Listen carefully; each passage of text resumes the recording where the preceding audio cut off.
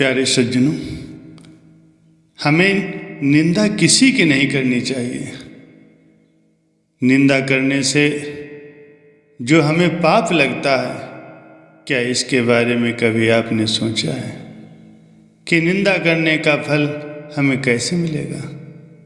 एक बार की बात है कि किसी राजा ने ये फैसला लिया कि वो प्रतिदिन 100 अंधों को खीर खिलाया करेगा। एक दिन खीर वाले दूध में सांप ने मुंह डाल दिया और दूध में विष हो गया और उस जहरीली खीर को खा करके 100 के 100 अंधे व्यक्ति मर गए। राजा बहुत परेशान हुआ कि मुझे 100 आदमियों की हत्या का पाप लगेगा। राजा परेशानी की हालत में अपने राज्य को छोड़कर जंगलों में भक्ति करने के लिए चला गया ताकि इस पाप की माफ़ी मिल सके। रास्ते में एक गांव आया। राजा ने चौपाल में बैठे हुए लोगों से पूछ लिया कि क्या इस गांव में कोई भक्ति भाव वाला भी परिवार रहता है, ताकि उसके घर आराम से रात काटी जा सके। चौपाल में बैठे हुए लोगों ने बताया कि इस गांव में 2 भाई बहन रहते हैं जो कि खूब बंदगी करते हैं। तो राजा उनके घर पहुंचा और रात ठहर गया। सुबह हुई, राजा उठा तो वो लड़की सिमरन पर बैठी हुई थी। इससे पहले लड़की का रूटीन था कि वो दिन निकलने से पहले ही सिमरन से उठ जाया करती थी और नाश्ता तैयार करती थी। लेकिन उस दिन वो लड़की बहुत देर तक सिमरन पर बैठी रही। जब लड़की सिमरन से उठी तो उसके भाई ने कहा कि बहन, तू इतना लेट क्यों उठी है? अपने घर पे एक मुसाफिर आया हुआ है, इसको नाश्ता करके दूर जाना है, तुझे सिमरन से जल्दी उठना चाहिए था। तो लड़की ने जवाब दिया कि भैया, ऊपर एक ऐसा मामला उलझा हुआ था।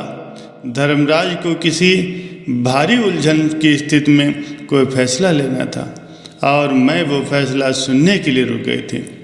इस दिन देर तक बैठी रही, बस यही कारण था। तो उसके भाई ने पूछ लिया कि ऐसी क्या बात थी?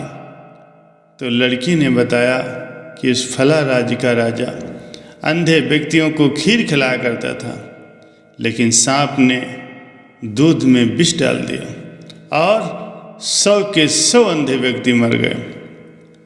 धर्मराज की समझ में नहीं आ रहा है कि अंधे व्यक्तियों की मौत का पाप राजा को लगे, सांप को लगे या दूध को खुला छोड़ देने वाले रसोइये को लगे।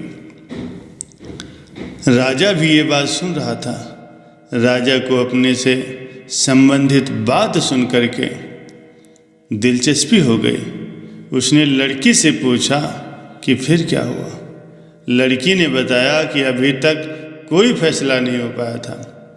तो राजा ने पूछा, क्या मैं आपके घर एक रात और रुक सकता हूँ? दोनों भाई बहनों ने खुशी से उसको हाँ कर दी। अगले दिन राजा रुक गया, लेकिन चौपाल में बैठे हुए लोग दिन भर यही चर्चा करते रहे कि कल जो व्यक्ति हमारे गांव में एक रात रुकने के लिए आया था और कोई भक्ति भाव वाला घर पूछ रहा था, उसकी भक्ति का नाटक तो सामने आ गया। रात काटने के लिए वो रुका नहीं था, बल्कि वो जवान लड़की को देखकर उस व्यक्ति की नीयत खोटी हो गई थी।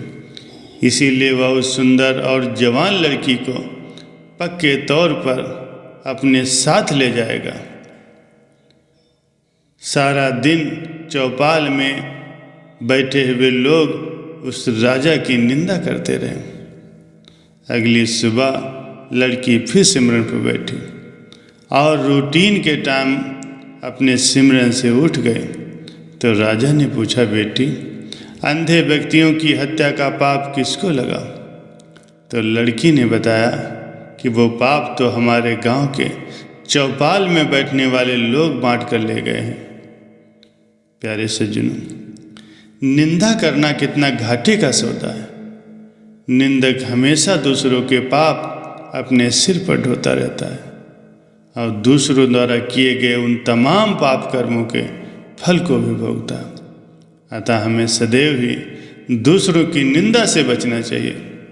भक्त कबीर जी ने कहा है, जन कबीर को नींद सार, निंदक डूबा हम उतरे पार। इसलिए सज्जनों, हमें कभी भी दूसरों की निंदा नहीं करनी चाहिए। सदैव दूसरों की अच्छाइयों को देखो और उनके अच्छे गुणों को अपने अंदर उतारो।